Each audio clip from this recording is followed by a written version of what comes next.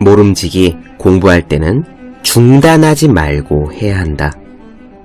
공부하다 중단하면 공부를 이루지 못할 것인데 중단했다가 다시 시작하자면 또 얼마나 힘이 들겠는가. 중국 남송시대 유학자 주자의 말입니다. 저는 사실 공부하는 동안 슬럼프를 꽤 많이 겪었어요. 먼 길을 가는 사람은 비를 맞고 타석에 들어선 타자는 삼진을 당하는 법이죠. 슬럼프는 공부하는 사람에게 일상이나 다름없습니다. 그런데 슬럼프에 한번 빠지면 다시 책을 잡는 일이 정말 괴로웠어요. 그래서 깨달은 사실이 하나 있습니다. 오늘 공부하기가 싫다고 하루를 흘려버리면 내일은 오늘보다 더 공부하기 싫어진다는 사실입니다.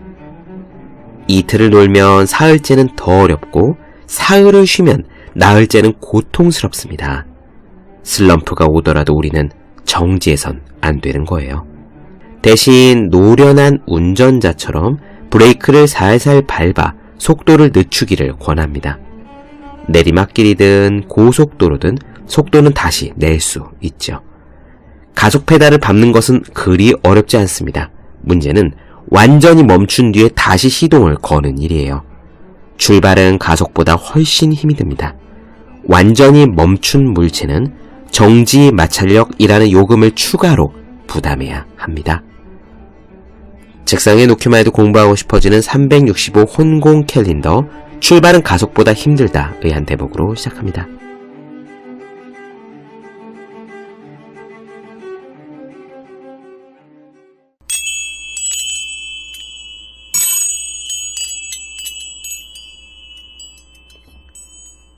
네, 안녕하세요. 본격 공부자극 팟캐스트 서울대는 어떻게 공부하는가, 한지우입니다. 요즘 제가 틈틈이 듣고 있는 팟캐스트가 하나 있습니다.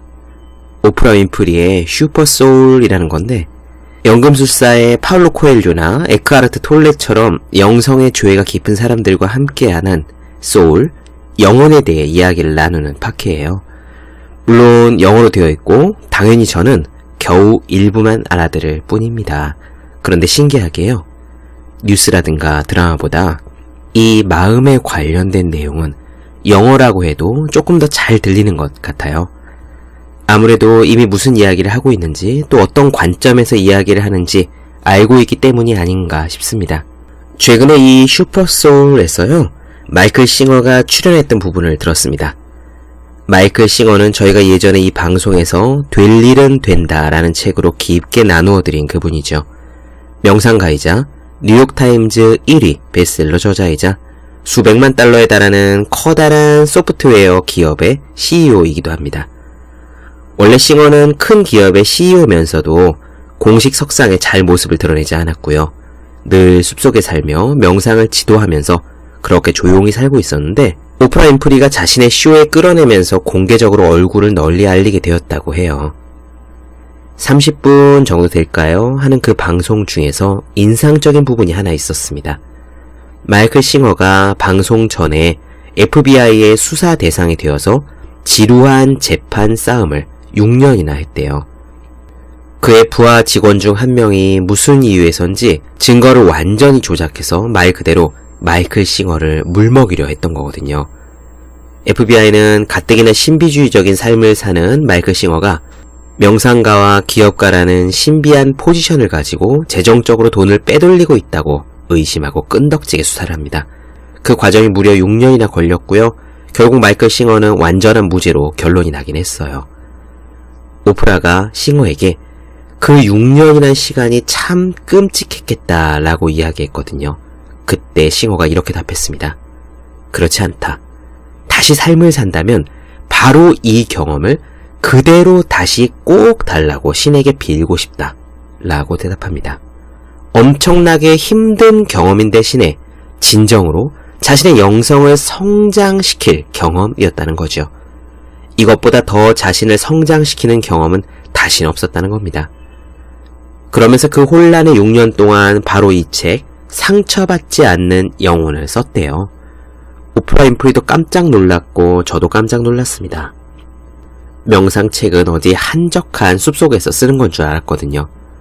싱어는 기업을 경영하며 6년간의 수사와 재판을 겪어가며 그 가운데서 진정으로 자신의 영혼을 단련했고 그 결과물로 이렇게 멋진 가르침을 주었습니다.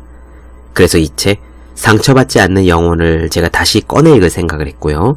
부족하나마 이 방송에서 나누어야겠다라고 생각했어요. 이 책의 모든 부분을 제가 이해하는 것은 당연히 아닙니다. 느낌으로 이해하는 부분이 있고요. 말로서만 이해하는 부분도 있고 말로서도 이해하지 못하는 부분도 있습니다. 그럼에도 불구하고 분명 이 글귀 어딘가에서 삶의 고민에 대한 해답을 얻으실 분들이 많이 있을 거라 생각하기에 용기를 내어 나눠드립니다. 책의 순서와 무관하게 오늘은 첫 번째 에피소드로요. 죽음에 대한 에세이를 나눠드리죠. 마치 스티브 잡스가 스탠퍼드대 졸업식에서 죽음에 대해 이야기한 것과 비슷할 겁니다. 요즘 삶이 무료하다고 느끼시는 분들, 지루하신 분들, 왜 살아야 하는 건지 라고 궁금하신 분들은 오늘 내용 잘 들어주시면 도움되는 부분이 있을 거예요. 그럼 시작하겠습니다.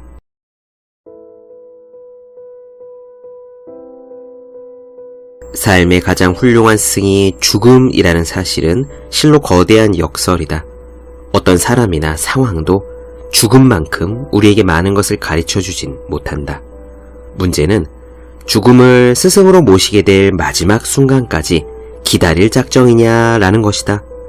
현명한 사람은 내 쉰 숨을 다시 들이킬 수 없는 순간이 언제든지 닥칠 수 있음을 안다. 그것은 언제 어디서라도 일어날 수 있고 그러면 당신의 마지막 숨은 넘어가 버린다. 우리는 이로부터 무언가를 배워야만 한다. 가장 높은 수준의 삶을 살도록 당신을 자극하려면 죽음이 동원되어야 한다. 왜 모든 것을 빼앗길 때에 이르러서야 내면 깊이 들어가서 가장 높은 잠재력에 이르기를 배우겠다는 것인가? 현명한 사람은 이렇게 생각한다. 한 호흡간에 삶의 모든 것이 바뀌어 버릴 수 있는 거라면 살아있는 동안에 나는 가장 높은 삶을 살겠다. 존재의 가장 깊은 곳으로부터 삶을 살아가겠다. 당신이 필요로 하는 것들을 잠시 생각해보라. 당신이 여러 가지 활동에 얼마나 많은 시간과 에너지를 들이고 있는지를 살펴보라. 일주일이나 한 달 뒤에 당신이 죽을 것임을 알고 있다고 상상해보라. 그것이 당신의 모든 것을 어떻게 바꿔놓을까? 당신이 중요하게 생각하는 일들의 우선순위는 어떻게 바뀔까? 그리고 이 질문을 생각해보라. 그것이 마지막 남은 일주일 동안에 당신이 정말로 하고 싶은 일이라면 그러면 나머지 시간에는 도대체 무엇을 하고 있는가? 그저 별 의미 없이 허비하고 있는가? 쓰레기통에 버리듯이 시간을, 삶을 버리고 있는가? 이것이 죽음이 당신에게 묻는 질문이다. 당신이 죽음에 대해 아무런 생각 없이 살고 있다고 해보자. 그런데 저승사자가 찾아와서 당신에게 말한다. 가야 할 때가 됐으니까 이제 함께 가지. 당신은 대꾸할 것이다. 안 됩니다. 딱 일주일만이라도 예고를 해줘야 되지 않습니까? 그러면 저승사자는 뭐라고 할까? 그는 이렇게 말할 것이다. 맙소사, 나는 일주일이 아니라 너한테 평생을 주었다. 죽음은 위대한 스승이다. 하지만 이처럼 깨어있는 의식을 지니고 사는 사람이 누가 있겠는가? 나이는 문제가 아니다. 어느 순간에도 숨이 넘어갈 수 있다. 노인들뿐만 아니라 갓난아이에게도 10대에게도 중년에게도 늘 일어나고 있는 일이다. 한 호흡 사이에 그들은 저 너머로 사라진다. 자신이 언제 죽을지는 아무도 모른다. 그것이 죽음이다. 그러니 마음을 대담하게 가지고 일주일마다 그 마지막 일주일을 어떻게 살 것인지 숙고해보지 않겠는가?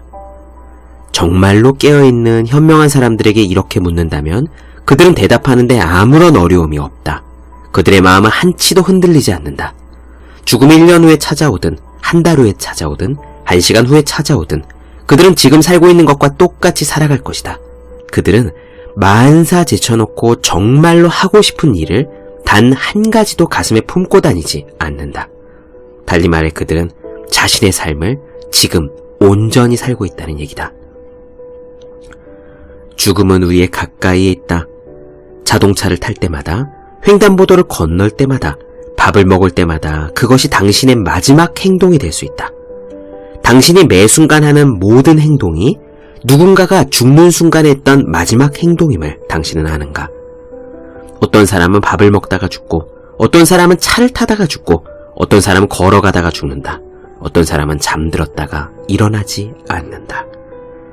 이것은 누군가에게 언젠가 일어난 일들이다.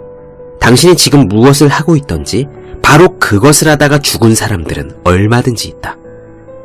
죽음에 대해 논하기를 겁내지 말라. 죽음 앞에서 긴장하지 말라. 오히려 죽음에 대해 아는 것이 당신으로 하여금 삶의 매 순간을 충만하게 살도록 돕게 하라. 죽음을 생각하면 순간순간이 소중해진다. 여기서 자신에게 나는 왜 그렇게 살아가지 않는지 물어보아야 한다. 당신은 죽을 것이다. 당신은 그것을 알고 있다. 다만 그게 언제인지를 모를 뿐이다. 그리고 죽음은 모든 것을 남김없이 빼앗아 갈 것이다. 이 깊은 진실을 받아들일 때 멋진 점은 당신의 삶을 온통 바꿔야 할 필요가 없다는 것이다. 단지 당신이 삶을 살아가는 태도만 바꾸면 된다. 무엇을 하느냐가 중요한 게 아니라 얼마나 온전히 자신을 바쳐서 그것을 하느냐, 단지 그것이 중요하다. 간단한 예를 들어보자. 당신은 무수히 산책을 다녔지만 몇 번이나 그 즐거움을 깊이 음미해 보았는가? 살아갈 날이 일주일밖에 남지 않은 시한부 환자가 의사의 눈을 애처롭게 쳐다보며 이렇게 물어보는 것을 상상해보라. 제가 밖에 나가 산책을 해도 될까요? 한 번만 하늘을 더 쳐다봐도 될까요? 이런 사람들은 밖에 비가 온다고 해도 한 번만 더 비를 맞아보고 싶어 할 것이다. 그들에게는 그것이야말로 가장 소중한 일이다. 하지만 당신은 비를 맞기 싫어한다. 달려나가거나 우산을 쓴다. 우리로 하여금 삶을 살지 못하게 하는 그것은 무엇인가? 우리로 하여금 그토록 겁에 질린 채 삶을 그냥 즐기지 못하도록 말리는 우리 내면의 그것은 무엇인가? 우리 내면의 바로 이 부분은 다음 일이 제대로 풀리게끔 하려고 너무나 바쁘게 애쓰느라 그냥 지금 여기 현재의 삶을 살지 못한다. 그러는 동안에도 죽음은 호시탐탐 우리의 뒤를 밟고 있다. 그러니 삶을 온전히 살지 못하게 하는 겁에 질린 당신의 그 부분을 놓아버리는 일에 날마다의 시간을 사용하라. 언젠가는 죽으리라는 사실을 당신은 알고 있으니 해야 할 말을 서슴없이 하고 해야 할 일을 주저없이 하라. 다음 순간에 어떠한 일이 일어날지를 걱정하지 말고 현재에 오롯이 임하라. 이것이 죽음을 아는 사람이 사는 방식이다. 당신 또한 매 순간 죽음을 대면하고 있으니 당신도 그렇게 할 수 있어야만 한다. 항상 죽음을 대면하고 있는 것처럼 살아가는 법을 배우라. 그러면 당신은 더 대담해지고 가슴이 더 열릴 것이다. 삶을 온전하게 살면 마지막 소원 같은 것은 품고 있지 않을 것이다. 매 순간을 충실히 살았으므로 그래야만 당신은 삶을 온전히 경험한 것이고 살기를 겁내는 당신의 그 부분을 놓아보낸 것이다. 삶에서 얻어야 할 유일한 것은 삶을 경험함으로써 오는 성장임을 당신이 이해했을 때 당신이 가진 두려움은 사라질 것이다. 삶 그 자체가 당신의 경력이다. 다음에 만나는 사람이 당신이 볼 마지막 사람이라는 사실을 알게 된다면 당신은 어떻게 하겠는가? 당신은 그 자리에 오롯이 머물러 그 경험을 모조리 빨아들일 것이다. 그가 칭찬을 하든 비난을 하든 욕을 하든 쓸데없는 소리를 하든 그가 무슨 말을 하는지는 중요하지 않다. 그것이 이 세상에서의 당신의 마지막 대화가 될 것이므로 당신은 그저 그 말을 듣는 것 자체를 즐길 것이다. 당신의 모든 대화에 그 정도로 깨어있는 의식으로 임하라. 당신이 죽음이 임박했다는 사실을 깨달았을 때 일어나는 일이 바로 이것이다. 당신이 바뀐다. 당신의 인생이 바뀌는 것이 아니다. 당신이 바뀐다. 진정한 구도자는, 진정한 수행자는 매 순간을 이렇게 살기로 맹세하고 그 어떤 것도 그것을 방해하도록 놔두지 않는다. 삶이란 얻어내는 무엇이 아니라 경험하는 무엇이다. 삶은 당신과 함께 또는 당신 없이 있을 수도 있다. 그것은 당신이 없어도 수십억 년을 이어져 왔다. 당신은 단지 그 작은 조각 한 편을 목격하는 영광을 얻은 것이다. 당신의 삶 속에서 뭔가를 얻어내려고 억지로 바쁘게 설친다면 당신은 실제로 경험하고 있는 그 조각을 놓쳐버릴 것이다. 삶의 경험은 저마다 다르다. 그러므로 모든 경험은 가치가 있다. 삶은 함부로 허비할 것이 아니라 실로 귀하고 소중한 것이다. 우리는 삶에 집착하기 때문에 죽음을 겁낸다. 아직 경험하지 못한 무언가를 얻어내야 한다고 생각하기 때문에 죽음을 겁낸다. 많은 사람들이 죽음이 자신에게서 뭔가를 빼앗아 갈 것이라고 느낀다. 하지만 삶을 아무렇게나 내버리고 있는 것은 당신 자신이다. 당신은 이 삶의 매 순간을 낭비하고 있다. 이리저리 바쁘게 돌아다니지만 어떤 것에도 제대로 눈길을 주지 않는다. 당신은 거기에 존재하지도 않는다. 당신은 그저 다음에 무엇을 해야 할지 생각하느라 바쁘다. 당신은 앞으로 일주일, 앞으로 한 달, 심지어는 몇 년 앞을 앞질러서 걱정하며 살고 있다. 당신은 삶을 사는 것이 아니라 당신의 마음속의 걱정을 살고 있다. 그러니 삶을 앗아가는 것은 죽음이 아니라 당신 자신이다. 사실 죽음은 당신의 주의를 바로 이 순간으로 돌려놓는다. 그러니 마음의 짓거림 속에서 넋을 놓고 있지 말고 삶의 덧없음에 대해 명상해보지 않겠는가? 뭔가 의미 있는 것을 생각해보지 않겠는가? 죽음을 겁내지 말라. 죽음이 당신을 해방시키게 하라.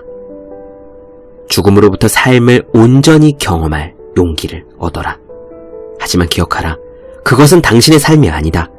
당신은 자신에게 일어나는 삶을 경험하는 것이지 일어나기를 바라는 삶을 경험하는 것이 아니다. 다른 어떤 새로운 일이 일어나게 하려고 애쓰느라고 지금 현재 이 순간을 허비하지 말라. 당신에게 주어진 모든 순간을 감사하고 음미하라. 시시각각 죽음이 다가오고 있는 것이 보이지 않는가? 이것이 삶을 제대로 사는 방법이다. 죽음의 낭떠러지 끝에 서 있는 것처럼 살아라. 왜냐하면 당신은 실제로 그러하니까 말이다.